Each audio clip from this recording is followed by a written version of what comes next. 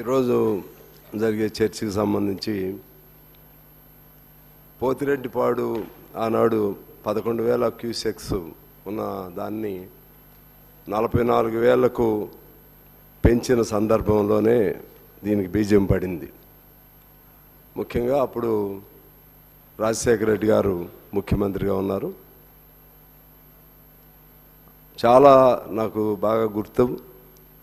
ప్రధానంగా మన తెలంగాణ ప్రాంతంలో ఉన్నటువంటి వాళ్ళు రైతులు, రైతు సంఘాలు చాలా ఆందోళన కూడా చేశారు. రాజకీయ పార్టీలు కూడా భిన్నమైన అభిప్రాయాలు వ్యక్తం చేశాయి. అల్టిమేట్గా రాజశేఖర రెడ్డి గారు అందరిని కన్విన్స్ చేసి 44,000 క్యూసెక్స్ తీసుకెళ్లే విధంగా ఒప్పందం చేసినట్లుగా నాకు గుర్తు. అదే సందర్భంలో ఆ ప్రభుత్వంలో బిగినింగ్లో 2004 ఆ ఎన్నికల్లో ఐ థింక్ టీఆర్ఎస్ కూడా కలిసే ఉన్నట్లు ఉంది కాంగ్రెస్తో. కాంగ్రెస్ టీఆర్ఎస్ కలిసి ప్రభుత్వంలో హరీష్ రావు గారు కూడా మంత్రి అప్పుడు ఉన్నారో లేదో నాకు తెలియదు. పోతిరెడ్డిపాడుకు సంబంధించి మాత్రం అప్పుడు కాంగ్రెస్ టీఆర్ఎస్ అందరు కలిసే ఉన్నారు. మీరు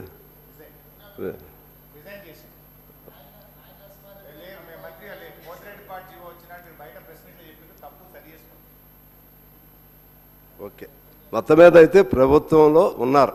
అంటే మంత్రివర్గంగా రిజైన్ చేశారేమో, అంటే దానిలో ఉన్నారు, ఎమ్మెల్యేస్గా ఉన్నారా, అవి కూడా రాజీనామా చేశారు. అదే నాకు అది గుర్తు.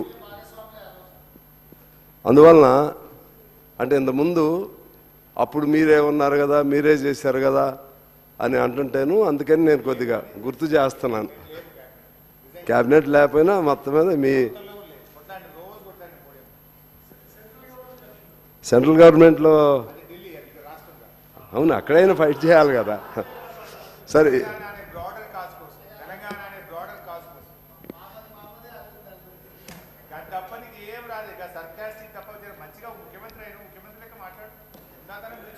అందువలన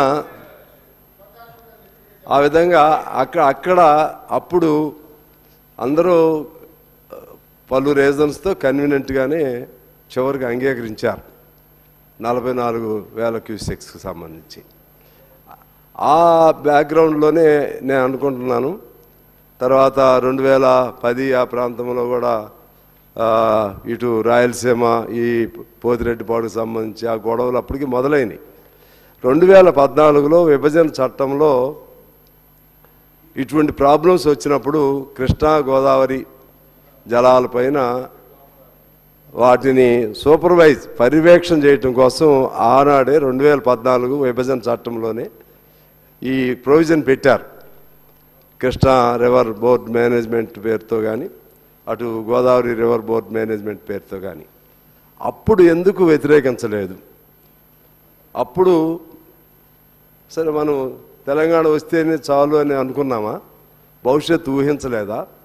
ఆనాడే దాన్ని గట్టిగా ఇప్పుడు మనం ఏదైతే రిజల్యూషన్ పెట్టాలనుకుంటున్నామో 2014లో విభజన చట్టంలోనే పెట్టినప్పుడు దాన్ని ఎందుకు వ్యతిరేకించలేకపోయారు అనేది ఇవాళ మనం ఆత్మపరిశీలన చేసుకోవాల్సినటువంటి అవసరం ఉంది.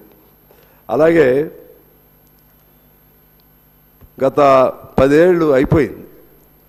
10 ఏళ్ళు అయిపోయిన తర్వాత అందరూ చెప్పినట్లుగా ఆ రోజు మన తెలంగాణ సాధనలో ప్రధాన భాగస్వామి నీళ్లు, నియామకాలు, నిధులు. నీళ్లకు సంబంధించి 10 ఏళ్ల నుంచి అనేక పద్ధతుల్లో ఒక బహిరంగంగానే తుపాకులు పట్టుకుని వస్తున్నారు. అలాగే ఇంకా దౌర్జన్యంగా తీసుకెళ్ళిపోయారు. అప్పుడేమో రాజశేఖర రెడ్డి గారు ఒప్పించి తీసుకున్నాడు. జగన్మోహన్ రెడ్డి గారు 44,000 క్యూసెక్స్ నుంచి ఒక్కసారి 94,000 క్యూసెక్స్కి ఎలా తీసుకున్నాడు? ఎవరు పర్మిషన్ ఇచ్చారు? అప్పుడు మనం ఏం చేస్తున్నాం? ఎవరు అధికారంలో ఉన్నారు? ఎవరు ముఖ్యమంత్రిగా ఉన్నారు? ఇవన్నీ సమాధానం చెప్పుకోవాలి. ఇన్నేళ్ళు మౌనంగా ఉండి మరి వాస్తవంగా మేము అభ్యంతరం పెట్టాం, లెటర్లు పెట్టామని చెప్పి మిత్రులు చెప్తున్నారు. కానీ మీ లెటర్సు అభ్యంతరాలు అన్నీ కూడా ఇన్సైడ్ యాక్టివిటీ, ఇన్సైడ్ అండర్స్టాండింగ్. కానీ ప్రజల్లోకి వచ్చి మనం ఏ సమస్య మీద తెలంగాణ సాధించుకున్నామో దానికి అన్యాయం జరుగుతున్నప్పుడు ఆనాడు 44,000 క్యూసెక్స్కి అంత అడావుడి చేశాం. ఏకంగా 94,000 క్యూసెక్స్కి పోతిరెడ్డిపాడు నుంచి తీసుకెళ్తుంటే అసలు ఏమైనా ఆందోళన జరిగిందా? ప్రభుత్వంలో ఉన్నటువంటి వాళ్ళు ప్రజల్ని సమాయత్తం పరిచే విధంగా, చైతన్యపరిచే విధంగా ఏమైనా దెబ్బలాడారా? కేంద్రం దగ్గరికి వెళ్ళి ఏమైనా దెబ్బలాడారా? లేకపోతే మీరు ఆ ముఖ్యమంత్రులు మీ ఇద్దరు సాన్నిధ్యం కాకుండా ఆ ముఖ్యమంత్రిని ఖచ్చితంగా ప్రశ్నించారా? ఇవన్నీ చూస్తే అంతకుముందు నీళ్లు, నియామకాలు, నిధులు అనేవి ఒక నినాదంగా అప్పటి వరకే తప్పితే తర్వాత సౌకర్యవంతంగా, సౌలభ్యవంతంగా ఆ పదాలని మర్చిపోయినట్లుగా నాకు అనిపిస్తూ ఉంది అధ్యక్ష. అదే పద్ధతుల్లో రాయలసీమ లిఫ్ట్ 3 టీఎంసీలని ఒకసారి తీసుకువెళితే ఏం చేశాం?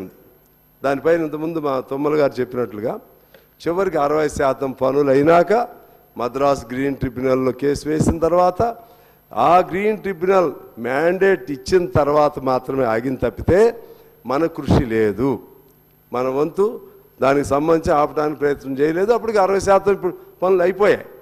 ఇలా అన్ని నేరాలు, అది నేరపూరితమైనటువంటి మన ప్రవర్తన, లేకపోతే మనం నిర్లక్ష్యం, ఇవన్నీ కూడా దానికి బాధ్యత మనం వహించాల్సిన అవసరం ఉంది. సరే, ఇప్పుడు ఎవరెవరు కొట్లాడుకుంటున్నాం? ఆంధ్రప్రదేశ్, తెలంగాణ కాదు. ఇప్పుడు తెలంగాణలో వితిన్ ద తెలంగాణలో